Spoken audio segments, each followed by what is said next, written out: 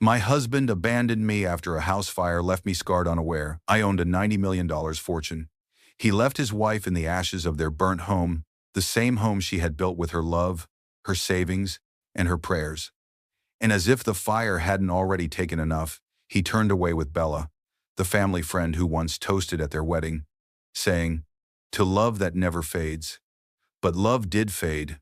"Look at you, Emily," he spat, his voice colder than the night air. "You're a shadow of a woman. I can't spend the rest of my life looking at those scars. I deserve someone whole, someone beautiful." Bella understands me. You're just a reminder of everything I've lost. Those were the venomous words Michael Carter hurled at the woman who once stayed up all night praying for his success, who once sold her jewelry to fund his failing firm, who once believed that love meant sacrifice. Instead of compassion, he gave her cruelty. Instead of vows, he gave her shame. He walked away, arm in arm with Bella, leaving Emily trembling beside the ruins, her face burned, her heart shattered, and her spirit sinking into the smoke of betrayal. But what he never imagined was that the same woman he called ugly would rise from those ashes stronger, wiser, and wealthier than he could ever dream. For deep in her brokenness lay a secret her late mentor left behind: a $90 million fortune and a legacy that would one day bring her name to headlines and bring him to his knees. Sometimes the scars we carry are not marks of shame, but signatures of survival. Sometimes the woman the world calls ruined becomes the very storm that changes everything. This is not just another tale of betrayal, it's the rebirth of a woman scorned, the power of quiet endurance, and the justice that finds its way when love turns cruel. Dear viewers, thank you for being here. As we step into Emily's journey, I ask with sincerity, don't just listen and scroll away. Subscribe now, and in the comments, share where you're watching from, so every scarred and silenced woman knows her story still matters. The fire screamed, flames tore through the wooden beams like angry mouths, devouring everything Emily Carter once called home. Her lungs burned as smoke filled the hallways, the world shrinking to heat and darkness. She stumbled forward, clutching the little silver music box her mother gave her on her wedding day. Its lid was half melted now, but she held it tight because it was all she had left. "Michael!" she shouted, her voice breaking. "Michael, where are you?" Through the roar, she saw him, a tall figure, coughing, calling her name. He burst through the smoke, grabbed her by the wrist, and pulled her out the back door just as the roof collapsed. They fell together onto the wet grass, gasping for air. For a heartbeat, she thought they'd survive together, that they'd hold each other, cry, rebuild. But when Michael turned toward her, the flames reflected in his eyes, then froze there. His face twisted in shock. "Oh God, Emily, your face." She reached for him, but he backed away. "It's fine," she whispered. "It's just skin, Michael. I'm alive. We're alive." But her words hung in the air like smoke, unanswered. Days turned to weeks in the hospital. Emily's face was covered in white gauze, her body stitched and scarred. Still, she smiled when Michael came, though his visits grew shorter each time. He'd stand by the door, phone in hand, scrolling while she tried to talk. "Did the insurance come through?"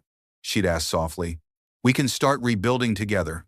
"Not yet," he'd reply, his eyes never lifting from the screen. "Just rest. You worry too much." She didn't tell him that she'd already sold her gold jewelry to help him pay the first hospital bills, or that she'd asked her late mentor's assistant for an advance on her small writing stipend to cover the mortgage for one more month. She wanted to protect him from debt, from shame, from everything. Late at night, when the pain clawed at her nerves, Emily would whisper prayers instead of crying. "Lord, help me heal. Help Michael's heart stay gentle.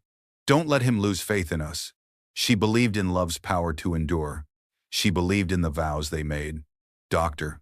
Aaron Bennett, her surgeon, would pause sometimes by her bedside, clipboard in hand. "You're remarkable," he said one morning, adjusting her bandages. "Most patients break under pain like this, but you, every time I come in, you're praying." Emily smiled faintly. "Prayer doesn't remove the fire, doctor. It just gives you the strength to walk through it." When she finally returned home, her body trembled at the sight of the blackened walls. The air smelled of ash and loss, but she rolled up her sleeves and started cleaning, humming softly as she scrubbed what remained. Michael barely helped. "I can't look at this place," he muttered, standing outside. "It's cursed. It's our home," she whispered. "We can fix it. You'll see." At night, when he sat in silence, she cooked his favorite meals: plantains, grilled tilapia, roasted corn, and carried them carefully to his desk. He barely touched them. "I'm not hungry," he said often. "You should rest.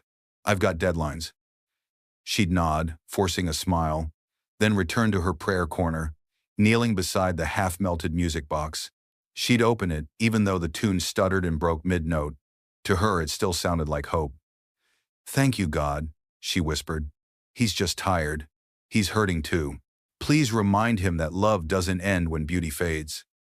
But behind her, in the dark hallway, Michael's mother, Eleanor, whispered to him, "You're a young man, Michael. You can't spend your life with a woman like that. She brings misfortune." "She nearly died for me, Mother," he muttered, guilt and anger clashing.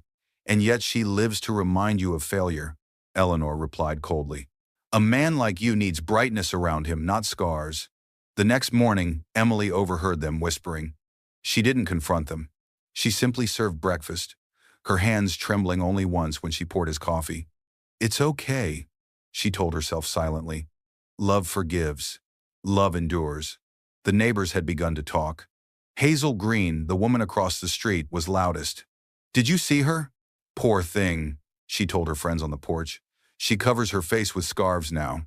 Bless her heart, but her husband must feel trapped." Emily smiled politely whenever Hazel waved, pretending not to hear the gossip. She spent her afternoons helping Michael file proposals for his architecture firm, rewriting sections to impress investors. He barely said, "Thank you," but she didn't care. She was just happy to still be part of his world. When he came home late, she always waited up, coffee brewing, prayers whispered. "I know you're trying," she told him softly one night as he loosened his tie. "God will reward your hard work. We'll rise again." He stared at her for a long second, then turned away. "You don't understand business, Emily. Just rest."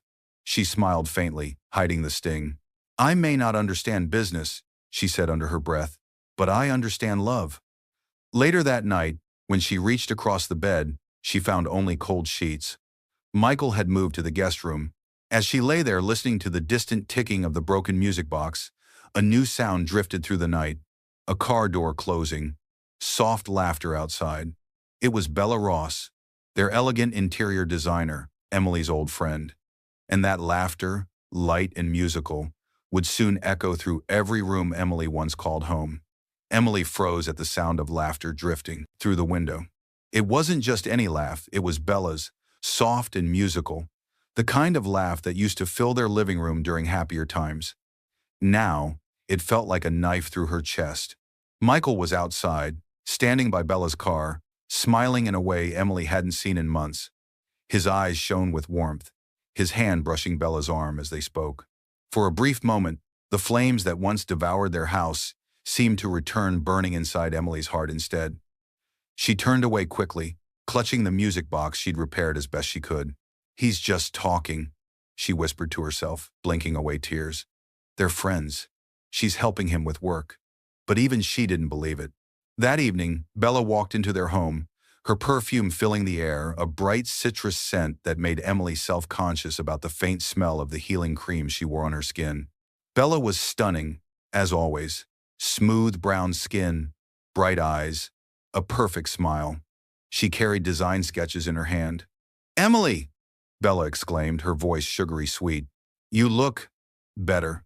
Her eyes lingered too long on Emily's face before shifting away. "I came to help Michael redesign the living room. He said it might help both of you start fresh."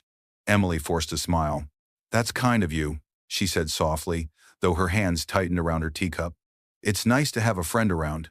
Bella sat beside Michael, laughing as they looked over blueprints. Emily noticed how easily Michael smiled with her, how his body leaned closer. Every so often, Bella's manicured hand brushed his. He didn't pull away. When Bella left that night, Michael looked lighter, happier. He didn't notice Emily standing in the hallway, her eyes glistening. Later, she tried to talk to him. "You seem better these days," she said gently. "I'm glad. I know I haven't been myself lately, but I'm trying." Michael cut her off. You don't have to try so hard, Emily. Some things just change. Bella understands me in ways you can't. Her heart sank. She's my friend, she whispered. She shouldn't have to understand you more than I do. He sighed, avoiding her gaze. Don't start this. You're too sensitive lately. She nodded slowly, retreating to the bedroom. Alone, she fell to her knees beside the bed, praying again. God, please, heal his heart. Help me be patient. I still believe love can mend what fire destroyed. But even her prayers sounded smaller each night, like ashes falling in silence. The next day, Emily saw Bella again. She had come early, unannounced, her lipstick fresh, her perfume stronger.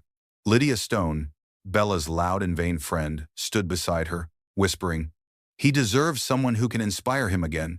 Bella smiled faintly, pretending not to hear, but she didn't disagree. Emily stood quietly in the doorway, unnoticed. She heard the laughter, the teasing, the sound of her marriage cracking like glass. And when Michael caught her eyes that evening, he didn't even look away in shame. He just said, "You don't have to wait up for me tonight." As his car disappeared down the road with Bella in the passenger seat, Emily whispered into the empty air, "Maybe patience has limits." Outside, the wind carried the faint echo of camera shutters and laughter, the public humiliation waiting just around the corner. The chandelier lights shimmered over the grand hall as waiters glided between tables. Laughter, crystal glasses, and polished speeches filled the air. Emily stood near the entrance, her gloved hands trembling. It was Michael's company's charity dinner, a night she had helped him build for years. Tonight, she'd forced herself to come, hoping to remind him that she still belonged by his side. But when she walked in, every head turned. Whispers spread like sparks. "That's her," someone murmured. "The wife from the fire." Another voice, softer but sharper. "Poor thing. Her husband must be embarrassed." Emily kept her chin up, hiding behind courage and powder makeup. Across the room, she spotted Michael laughing easily with Bella. They stood beneath the golden lights, perfectly matched like a picture in a magazine. Bella's red gown shimmered, her hand resting gently on Michael's arm. It was the kind of touch that said, "He's mine now." Emily walked toward them, heart pounding. "Michael," she said softly, "you forgot your speech notes. I brought them." He froze. The entire table turned to look. For a moment, silence. Then Michael's voice, loud and sharp. "Emily, what are you doing here?" She stammered, "I thought." His tone rose, slicing through the chatter. "I told you not to come out until you healed. Look at yourself, Emily. You're a walking scar, and you're making a scene." Gasps filled the hall. A few women turned away, pretending to check their phones. Others watched, pity flickering in their eyes. Bella looked down, but said nothing.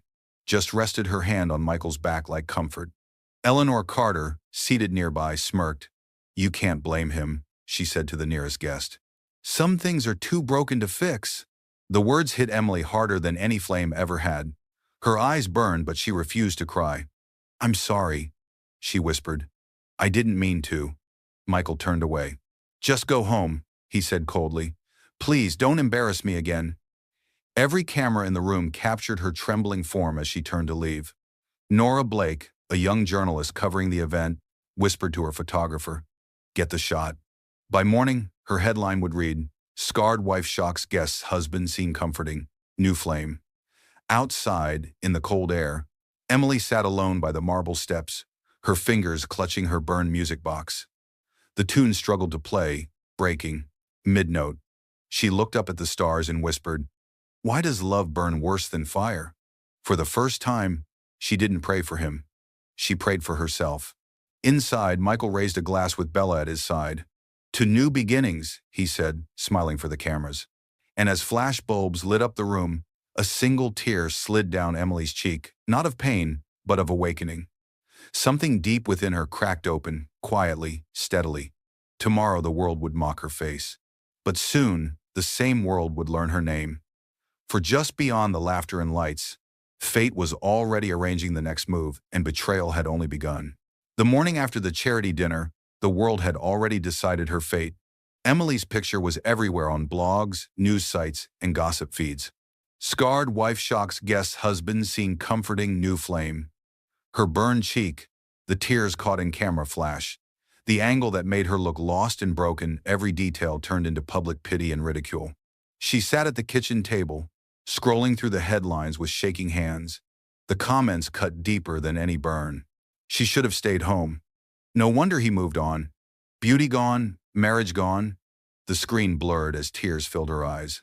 Across from her, Michael sipped his coffee, completely unmoved. "You shouldn't have shown up, Emily. You embarrassed both of us," he said flatly. "You made me look weak." Her voice trembled.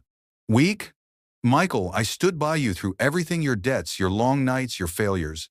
I almost died in that fire trying to save your files." He slammed his mug down. "And now everyone sees me as the man with a damaged wife. Do you know what that does to a public image?" The silence after his words was heavy and cruel. Emily's lips quivered, but she didn't cry. "Public image," she whispered. "That's all I am to you now." The doorbell rang. Michael opened it, revealing Bella. Ross dressed elegantly in cream, holding a laptop and her signature smile. "I brought the design drafts for your next project," she said softly. "We should go over them before the investors arrive." Emily's stomach twisted. "Investors? You never told me." Michael didn't look at her. "It's work, Emily. Stay out of it." For hours, the two of them laughed and whispered over plans. Emily stayed in the next room, her heart splitting with every shared smile. When Bella stood to leave, she leaned close to Michael and whispered, "Dinner tonight?" "Of course," he said without hesitation. Emily's heart stopped. She stepped out quietly. "Dinner?" Bella froze, pretending to be caught off guard. "Oh, Emily," she said with fake warmth. "You misunderstood. It's just a business dinner." Emily's eyes met Michael's. "Then why did you hide it?" Michael ran a hand through his hair, avoiding her gaze. "You're imagining things. Don't make this harder." The tension was thick, unbearable. Bella gave a small, pitying smile. "You should rest, dear. Stress slows healing." Then she walked out, heels clicking like hammers on marble. That night, Michael didn't come home. Emily waited until dawn, the untouched dinner cold on the table. Outside, Hazel the neighbor stood by her gate, phone in hand. "You poor thing," she said with false sympathy. "I saw him at Bella's place. Looked quite cozy." Emily felt her knees weaken. She held on to the gate, whispering, "No, not like this." But when she looked up, Michael's car pulled into the driveway with Bella in the passenger seat. They didn't even pretend anymore. As Emily stood frozen by the window, flashlights flickered from across the street, reporters snapping photos again. Tomorrow the headlines would no longer say rumors. They would say affair. And soon, she'd be forced to face her worst humiliation in court. The courtroom was cold, the kind of cold that didn't come from air conditioning, but from judgment. Cameras flashed outside the glass doors, journalists whispering as if waiting for blood. Emily sat quietly at the plaintiff's table, her hands clasped together, gloves covering the scars she once hid from mirrors. Across from her sat Michael's sharp suit, cold eyes, and beside him, Bella Ross, calm and smug in a white blazer that screamed confidence, not guilt. "Case number 4721, Judge Matthews announced, his voice deep and controlled. "Michael Carter versus Emily Carter, petition for divorce." Michael stood, clearing his throat. "Your Honor, I have tried to save this marriage, but it is impossible to live with a woman who refuses to heal, mentally or physically. I need peace in my home, and she," he gestured at Emily without looking at her, "is a reminder of tragedy and shame." A murmur ran through the courtroom. Nora Blake, the same journalist who had covered the charity dinner, scribbled fast in her notebook, whispering to her young intern, Sophie. Headline writes itself. Emily stood slowly. "Your Honor," she said, her voice steady though her heart trembled. "I never stopped trying. I loved him through debt, through failure, through fire. I never asked for anything but kindness." Michael laughed bitterly. "Kindness doesn't rebuild a man's life, Emily. You don't understand ambition, you drag it down." Judge Matthews' brows furrowed. "That's enough, Mr. Carter. Show respect." But respect had long died between them. Bella leaned closer to Michael, whispering something that made him smirk. Eleanor Carter, seated behind them, crossed her arms and nodded approvingly, as if betrayal was family tradition. When Emily's lawyer didn't show, she realized Peter Brown, her cousin, who promised to represent her, had sided with Michael for money. She signed the divorce papers with trembling hands. Her pen left a faint ink blot, a tiny mark of pain. "I hope you find your peace," she whispered as she slid the papers across the table. Michael didn't respond. Bella smiled faintly, as if victory tasted sweet. Outside the courthouse, cameras erupted in flashes. Nora's voice carried above the noise. "Emily Carter signs divorce papers in silence as husband embraces new partner." Michael wrapped an arm around Bella's waist for the cameras. Emily stood a few feet away, the cold wind tugging at her scarf. Someone shouted, "Look here, Mrs. Carter." One smile for pity? She didn't answer. She simply turned away, head high, walking through the chaos with quiet grace. Each step echoed louder than the clicks of the cameras. Behind her, Eleanor's voice rang out. She should have stayed hidden. No man wants a scarred woman. But Judge Matthews, overhearing, muttered to his clerk, "The law may be slow, but it remembers cruelty." That night, in her small rented apartment, Emily placed her divorce decree beside the broken music box. She whispered, "I gave him everything. There's nothing left."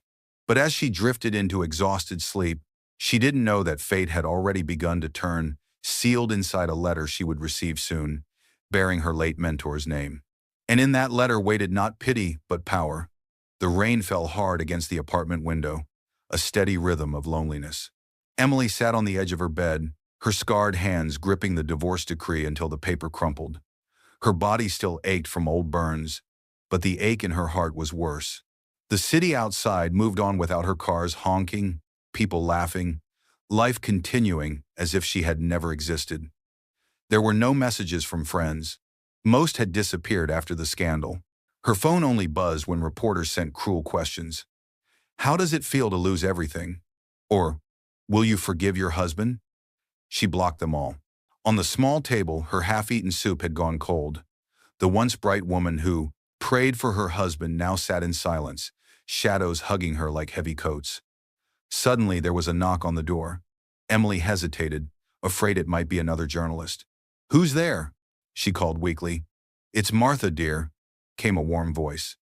Martha Jones was a quiet caregiver who had looked after Emily during her hospital recovery. She entered holding groceries and a smile that carried gentle strength. "You haven't been eating," Martha said, setting the bag down. "You can't let grief starve your spirit." Emily tried to smile. "I'm fine." "No, you're not," Martha replied softly. "But you will be." She sat beside her, spooned fresh soup into a bowl, and pressed it into Emily's hands. "I've seen people break and rebuild. You're one of the ones who'll rise again." Tears filled Emily's eyes. "He took everything, Martha. Even my name feels empty now." Martha touched her hand. "Then it's time to rebuild it piece by piece. And when you do, it'll be yours alone." Later that evening, Tessa Moore knocked a young woman in her 20s, with kind eyes and a stack of folders in her arms. "Mrs. Carter?" she asked shyly. "I used to assist Mr. Caldwell. Henry Caldwell, your former boss. I helped organize his estate." Emily blinked. "Henry? He passed away months ago." Tessa nodded sadly. "Yes, he left behind some personal documents. I thought you should have them." She placed the folders on the table. Inside were letters, sealed envelopes, and Henry's familiar signature. Emily's fingers trembled as she touched them. "He was the only one who ever believed in me," she whispered. Tessa smiled gently. "Then maybe he still does."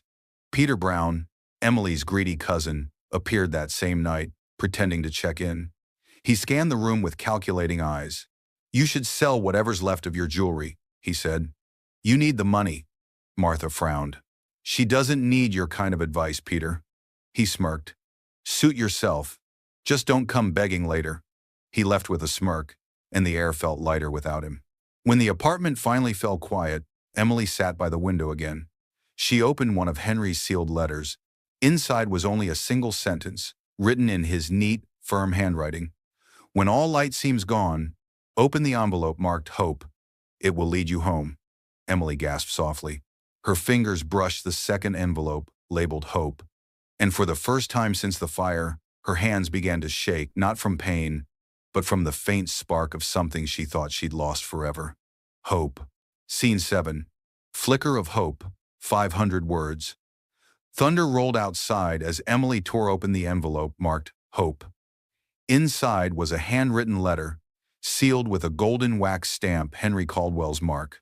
Her late employer, mentor, and the only man who had ever treated her like family, had written with deliberate care. "My dear Emily," it began, "if you are reading this, it means you've faced great loss.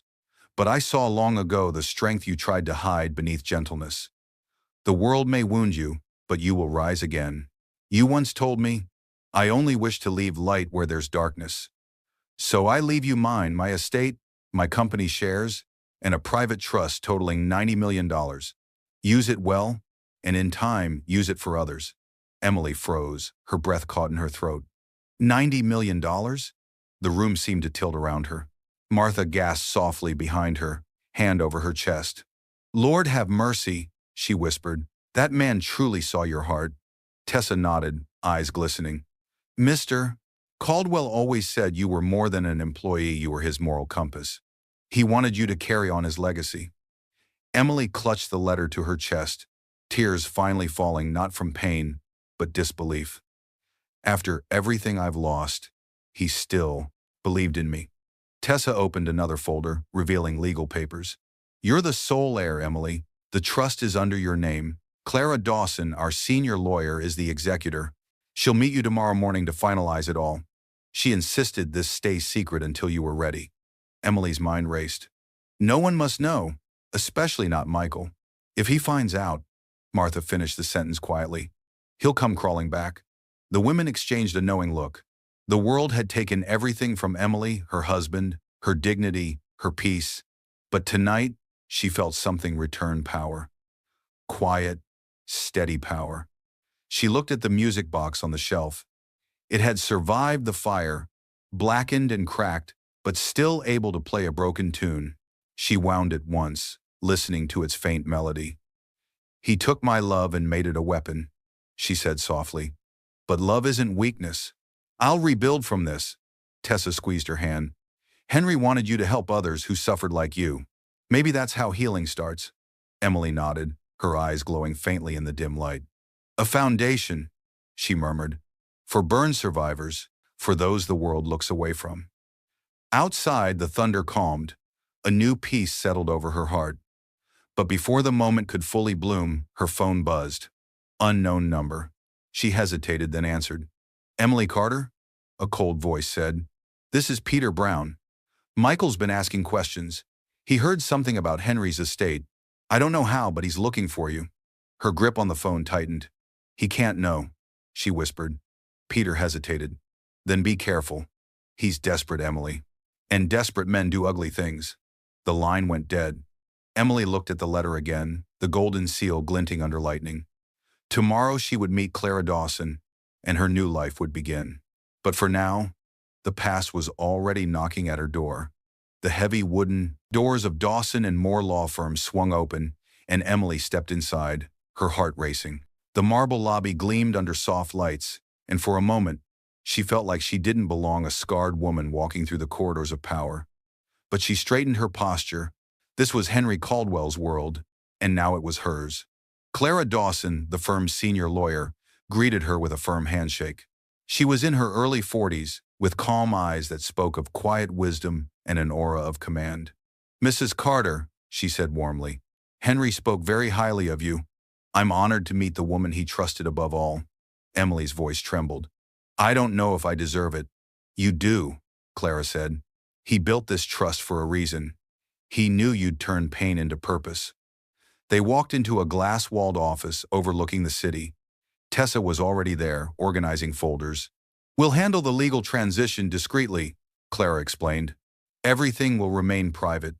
Even your name won't appear publicly for now. The assets will move under a holding company. You'll have full control." Emily listened quietly, nodding. "I don't want revenge," she said slowly.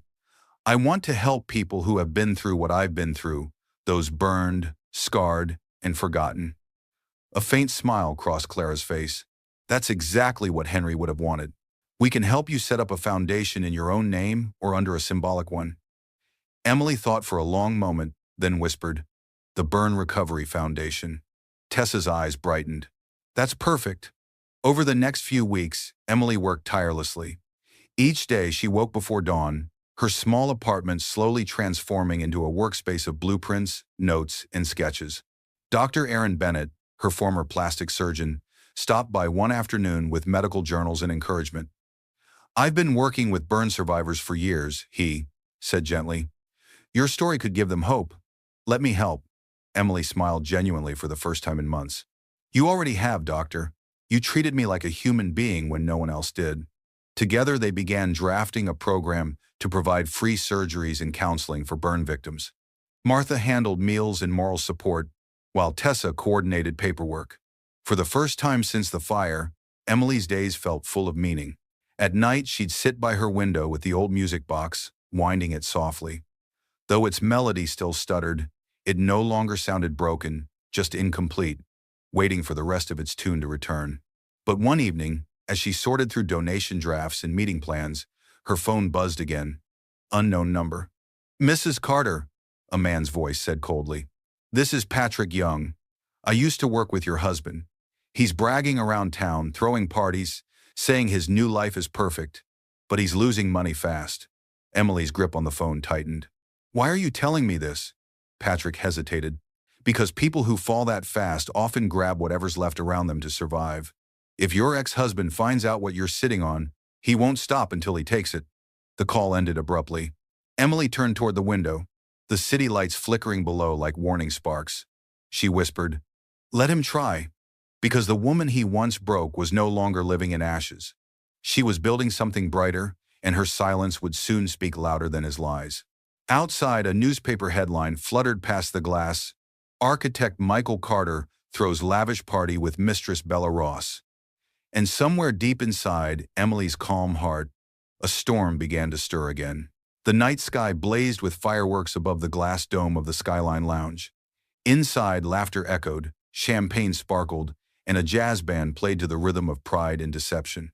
At the center of it all was Michael Carter, grinning broadly, raising his glass in triumph. "To new beginnings," he shouted. Cameras flashed as he kissed Bella Ross on the cheek. She laughed, dazzling in her silver gown. "To beauty, success, and freedom," she echoed, her voice dripping with charm. Around them, investors clapped, journalists snapped photos, and the air hummed with envy. It was Michael's latest charity gala, a show of wealth he could barely afford. He had borrowed heavily from partners and bent numbers in his company's ledgers, pretending prosperity. His empire was hollow, but he didn't care. He wanted the world to believe that the fire had burned his past clean. From the corner, Patrick Young, Michael's business partner, watched with a calculating expression. He leaned toward another guest. "He's playing too close to the edge," Patrick muttered. "One bad contract and he's finished." Meanwhile, Ethan Ward, Michael's sharp and ruthless rival in real estate development, smiled faintly from across the room. He extended a hand to Bella. "You've done wonders for his confidence," Ethan said smoothly. "But confidence can be expensive." Bella smirked, her eyes glinting. "Confidence pays when you know where to collect." The music swelled, and Michael took the microphone. "People said I couldn't rebuild after tragedy," he boasted. "But here I am, proof that nothing can stop success." The crowd applauded, though a few guests exchanged skeptical glances. As Michael spoke, his assistant slipped him a folded note. He glanced at it and frowned. "Loan payment overdue. Immediate action required." He crumpled the paper quickly and forced a grin, pretending nothing was wrong. Outside the hall, reporters waited. Nora Blake, the same journalist who once mocked Emily, stood with her young intern Sophie. "He's flaunting too much," Nora whispered. "Men like him always fall harder when the truth comes out." Sophie nodded. "Do you think his ex-wife knows?" Nora smirked. "If she's smart, she's waiting. Quiet women tend to strike loudest." Across town, Emily sat in her office at the Burn Recovery Foundation, reviewing grant proposals under soft lamplight. Tessa handed her the day's newspaper, folded open to the gala's photo spread. Emily glanced at it only briefly, Michael in his suit, Bella laughing beside him, and smiled faintly. "He's enjoying the fire he built," she said calmly. Dr. Bennett entered moments later, dropping a folder on her desk. "Good news," he said. "The foundation's registration cleared. Your first clinic is approved." Emily's eyes softened. Then let's give healing a new address. Outside, thunder rumbled, distant but growing. At the Skyline Lounge, as Michael toasted again, Ethan Ward approached him privately, whispering, "I hear your biggest contract's falling apart. Maybe we should talk business. Or maybe Bella and I will talk instead." Michael stiffened. "Stay away from her." Ethan smiled thinly. "You can't afford to lose both, can you?" And as the fireworks ended in smoke, the cracks beneath Michael's glittering empire began to widen, silent, dangerous, and ready to explode. For the first time that night, his hand trembled. And far away, Emily's music box clicked open on its own, its broken tune playing again, as if warning that the storm was only beginning. The crystal glass shattered against the marble floor. "Another deal gone!" Michael roared, his eyes wild, pacing through the penthouse he now shared with Bella Ross. "Ethan Ward sabotaged the contract. He's poisoning my investors." Bella sat calmly on the velvet couch, crossing her legs, her voice smooth and cold. "Ethan didn't sabotage anything, Michael. You did that yourself, bragging, overspending, and treating people like props." Michael glared. "Don't lecture me. I made you. Without me, you'd still be picking color palettes for other people's homes." Bella's jaw tightened. She stood, walking up to him slowly, her perfume sharp in the air. "Without you?" she whispered, her voice trembling with quiet fury. "I'm the one who introduced you to the investors. I made people forget your wife's face long enough for you to have a second chance. Don't you dare forget that." He scoffed and turned away. "You're here because you look good on my arm. Don't confuse beauty with power." The words cut deep. Bella's eyes hardened. She walked toward the balcony, staring down at the glittering city lights below. In that silence, something shifted in her admiration, turned into calculation. That evening, Lydia Stone, Bella's flashy, gold-loving friend, arrived carrying 2 glasses of champagne. "You look tense, darling," Lydia purred, settling beside Bella. "Men like him always bite the hand that feeds them. Why not feed him something he can't digest?" Bella shot her a curious glance. "What are you suggesting?" Lydia smiled wickedly.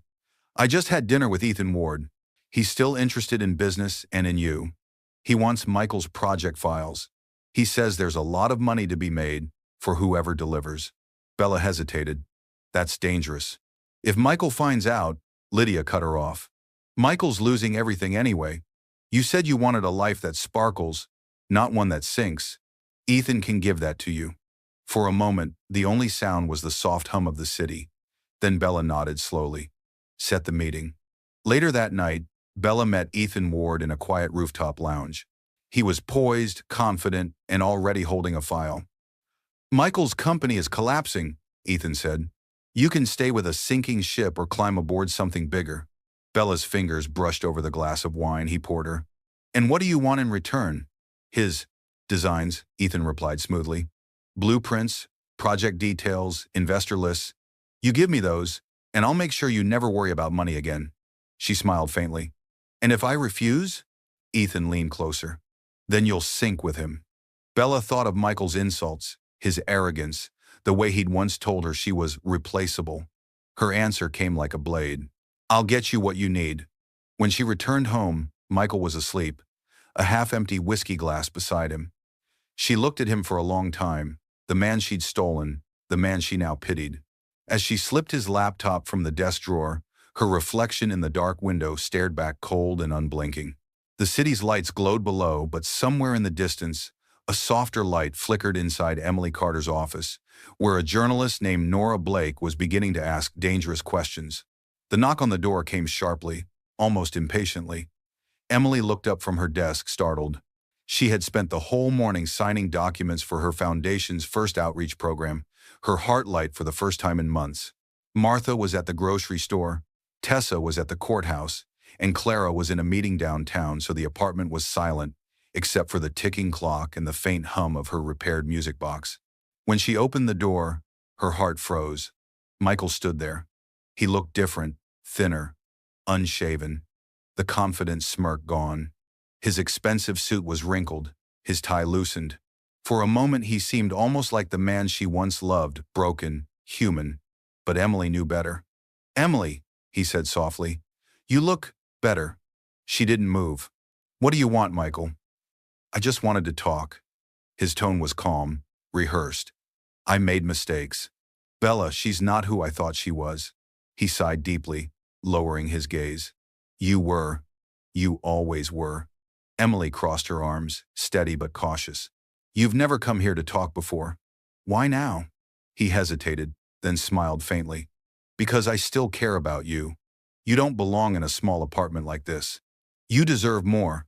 His eyes flicked around the room to the papers on her desk, the neat folders marked Burn Recovery Foundation, and the faint shine of new furniture that suggested quiet success. You've done well for yourself, he said slowly.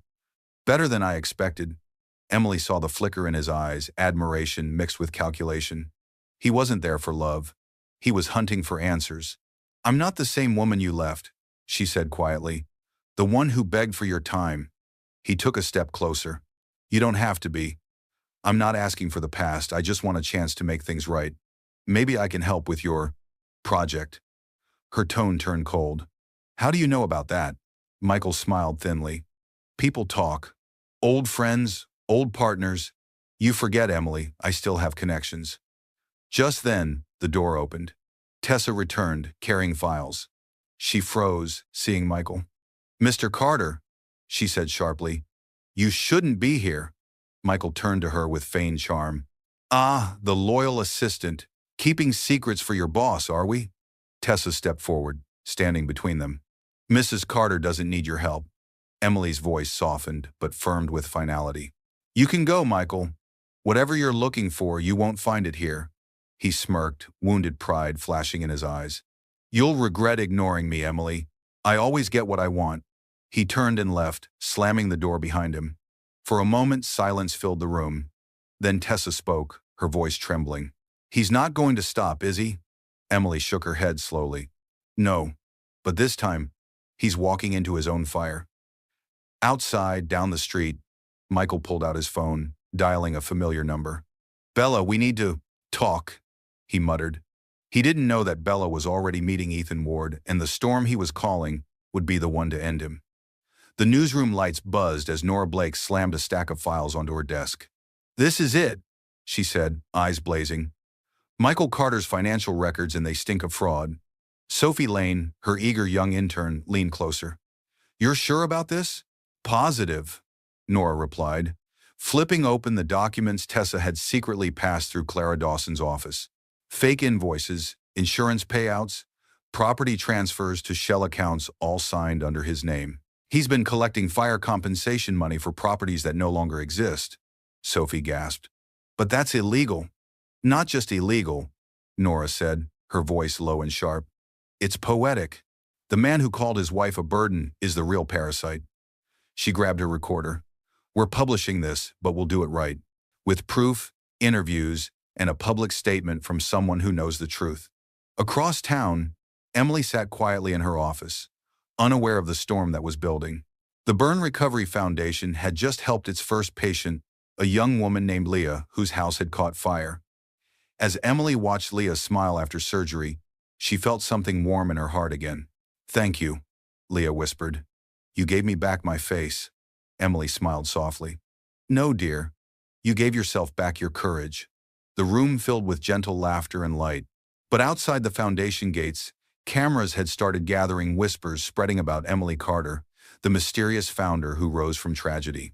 When Clara Dawson arrived, her face was calm, but her voice serious. Nora Blake is working on a story, she said quietly. She has documents about Michael's fraud. She's going public. Emily's hand froze mid-motion. Fraud? Clara nodded. He's been claiming insurance money using your fire as a cover. We found your name attached to one of his falsified claims. Emily's eyes widened. He used my suffering to make money? Clara nodded again. But this time, he won't escape. Tessa made sure the evidence is airtight. Martha, standing nearby, whispered. Justice moves slowly, but it moves. Emily exhaled shakily, gripping the edge of her desk. Then let truth move faster. That evening, Nora went live with the story. The headline flashed across every screen. Architect exposed betrayed wife holds the power. The segment opened with photos of Michael and Bella at their gala, cuts sharply against legal documents and interviews. Nora's narration cut like a blade. While Michael Carter flaunted his wealth, evidence shows his empire was built on ashes and on the suffering of the very woman he abandoned. In the penthouse, Michael's phone buzzed violently as the story spread, his face drained of color. "No, this can't be happening," he muttered. Bella walked in, holding her phone, her voice trembling with fury. "What did you do, Michael?" "I didn't do anything," he snapped. "Someone's framing me." But even as he spoke, sirens wailed faintly in the distance. Across town, Emily sat by her window, the glow of her music box filling the silence. "Truth always finds its voice," she whispered. And far away, Judge Matthews read the news headline and reached for the phone. "Prepare a warrant," he said. "It's time to bring Michael Carter in." The morning news hit like a thunderclap. Architect Michael Carter arrest warrant issued, fraud and insurance scam exposed. Michael burst into his office, slamming the door behind him. His employees froze mid-conversation, fear flashing across their faces. He swept the papers off his desk and shouted, "Who leaked it?" His voice cracked with panic. "Who betrayed me?" Patrick Young, his longtime business partner, stood cautiously by the doorway. "It's all over the news, Michael. The police are freezing our accounts. Clients are backing out. We're finished." Michael's hands trembled. "No, we're not. I can fix this." Patrick laughed bitterly. "Fix it? You forged insurance papers, funneled money through fake companies, and lied to the press. You can't fix prison." Michael lunged forward and grabbed him by the collar. "Watch your mouth." But Patrick only smirked. "You deserve everything coming. I'm not going down with you." He yanked free, straightened his suit, and walked out. The door slammed again. The empire Michael had built on deceit was crumbling fast. Within hours, police cars surrounded his firm. Reporters swarmed outside, shouting questions. "Mr. Carter, did you steal insurance funds? Is it true your wife exposed you? Where is Bella Ross?" Inside, Michael's world was collapsing in real time. His accounts were frozen, his name blacklisted, and his phone filled with messages from investors withdrawing their partnerships. His mother, Eleanor, called, her voice trembling. "Michael, what is happening?" "The neighbors are whispering. People at church are saying you're a criminal." Michael gritted his teeth. "They're lying. All of them." Eleanor's tone turned sharp. "I told you marrying that woman cursed you. Now you've brought shame on our family." He slammed the phone down. "Even you turn on me?" Meanwhile, across the city, Judge Matthews sat in his chambers reading the arrest warrant. "Years of arrogance," he muttered. "Now let justice find its way." Detective Colin Reeves, a calm but firm officer known for his precision, stood ready beside him. "I'll handle it, Your Honor. No one escapes the law." At that very moment, Michael sat alone in his office, staring at a photo of himself and Bella from their first gala, all smiles, all lies. He whispered, "You said we'd win. Together." The door burst open. Bella stood there, eyes blazing. "You fool!" she shouted. "You promised me luxury, and now I'm being dragged into your scandal." Michael rose from his chair. "You were in on it, Bella. Don't pretend you didn't enjoy it." "Enjoy it?" she spat. "You humiliated me. Do you know what Ethan Ward said last night? That you're finished and so am I." Michael's face darkened. "You talked to Ethan?" Bella stepped back, realizing too late she had said too much. "It's not what you think." Before she could finish, pounding came at the door. "Michael Carter! Police, open up!" Bella's face went pale. Michael looked at her with wild eyes. "You set me up!" Detective Reeves shouted again, louder this time. "Open up or we'll break it down." And as the sound of boots thundered in the hallway, Bella whispered, "You ruined us both." The door shattered open, and justice finally stepped in. But in another part of town, Ethan Ward poured Bella a drink the next night, smiling slyly. "Don't worry, darling," he said. "You'll soon learn how betrayal really feels." The champagne glass slipped from Bella's hand and shattered on the floor. "You're leaving me?" she gasped. Her voice trembled as Ethan Ward rose from the velvet armchair, adjusting his cufflinks with calm indifference. "After everything I risked for you?" Ethan gave a small, cruel smile. "Risked? You didn't risk anything, Bella. You traded one sinking ship for another. And now that Michael's empire has collapsed, so has your usefulness." Bella's breath caught. You promised. I promised nothing, he interrupted smoothly. You helped me get his blueprints, his contracts, his investors. I got what I wanted. You, however, he picked up his drink and took a slow sip. You're yesterday's news. She stared at him, tears pooling. You used me. He chuckled softly. You make it sound personal. It was business. Don't confuse the two. When he walked toward the door, Bella's desperation boiled into rage. You think you're untouchable, Ethan? You're no better than him. Michael destroyed me first, and now you. He turned sharply, his tone cold. You destroyed yourself, Bella. You thought beauty was currency, but beauty fades. Power doesn't. He left without another glance. The door closed, leaving her surrounded by silence and broken glass. Hours later, Bella sat on the floor, mascara streaking down her cheeks. The phone buzzed again and again, reporters calling for statements, creditors demanding payment, and Lydia Stone, her so-called best friend, leaving a cruel voice message. You're on your own. Darling, no one wants to be seen with a fallen star. Bella hurled the phone across the room. It hit the wall and went silent. Her reflection in the mirror caught her attention. The flawless woman she once was now looked hollow. All I wanted was a better life, she whispered. But I became the thing I used to pity. That same night, she saw her face on TV, Nora Blake's evening segment flashing her name alongside Michael's mugshot.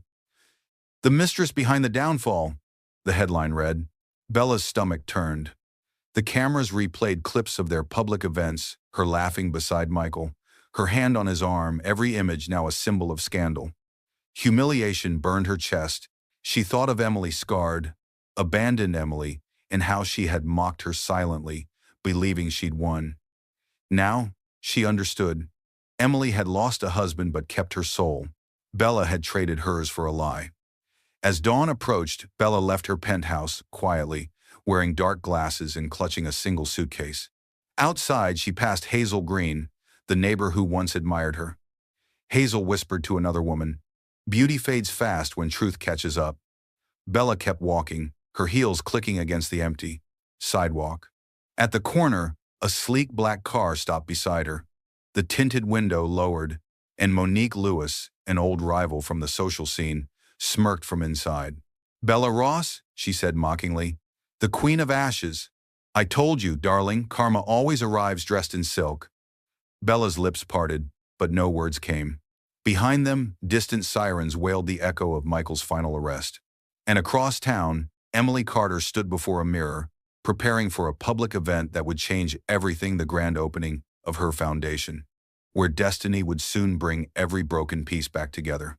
The hall erupted in applause as Emily Carter stepped onto the grand stage, the golden lights of the Burn Recovery Foundation Gala illuminating her graceful figure.